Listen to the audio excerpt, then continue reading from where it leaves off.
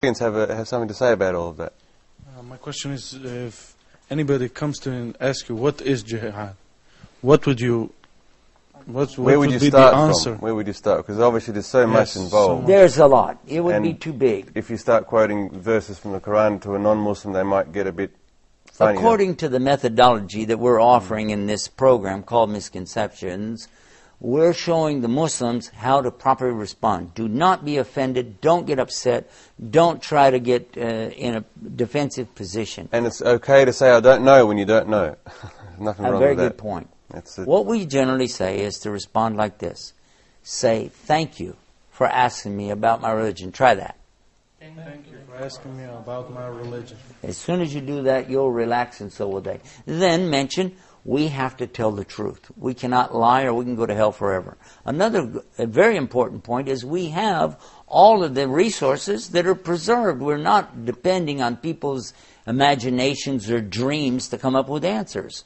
Everything in Islam is preserved in the original Arabic language in the libraries. You can go and look it up for yourself and find that what I'm telling you is exactly right. If I have a mistake, you come back and correct me. But that's the final definitive answer, what the Prophet said, peace and blessing be upon him.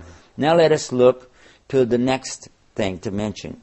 And that is that if you hear in the answer something you like better than what you have, are you going to be prepared to move away from what you have to something which is better for you? Do you tell them that before you start Always talking? before I give the answer.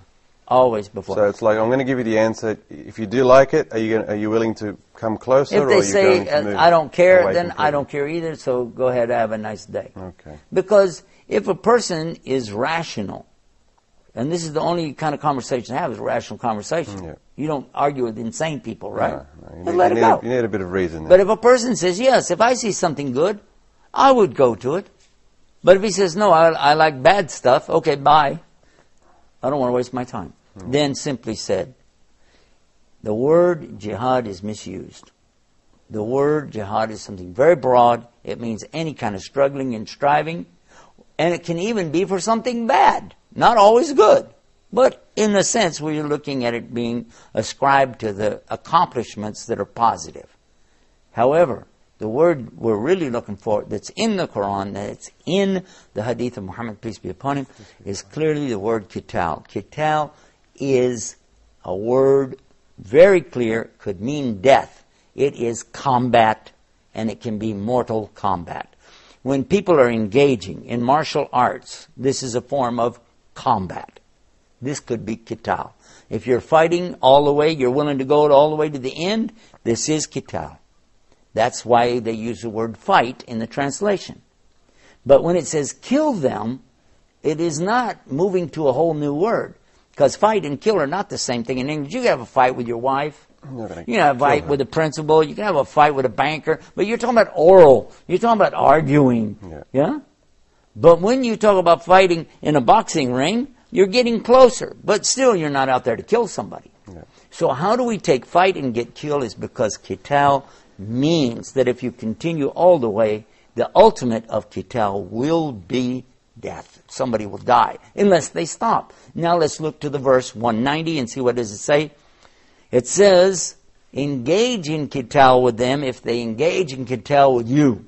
So if they're fighting you in mortal combat, fight them in mortal combat, but if they stop, you have to stop, otherwise you're the aggressor. Verily, Allah doesn't love the aggressor. Then it goes to the next level, and the next verse, and says, وَقْتُلُهُمْ, which means, and kill them. But it means, and kill them in mortal combat if they're killing you in mortal combat, turning them out from where they turned you out, meaning the idolaters and pagans only of Mecca, because that was the specific instance it was talking about. And one final thing is, almost every time it's mentioning this in the Quran, chapter 2, chapter 5, chapter 9, chapters throughout the Quran, it's also associated with people making Hajj, because they were talking about the incident to go back, and could they fight in combat while they were dressed for Hajj. How does that sound to the studio audience? I think that's a lot of information for today.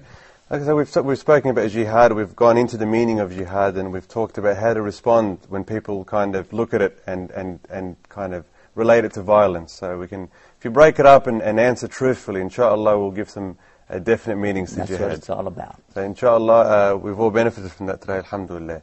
Okay, then time's run out again for our show Misconceptions. I hope you enjoyed it. I certainly did, and I'm sure the studio audience did. Thank you again, Sheikh Estes. Thank you very much for your time, and we'll see you soon, inshallah. Assalamu alaikum wa rahmatullahi wa barakatuh. If you ask me who my prophet is, I will say heaven.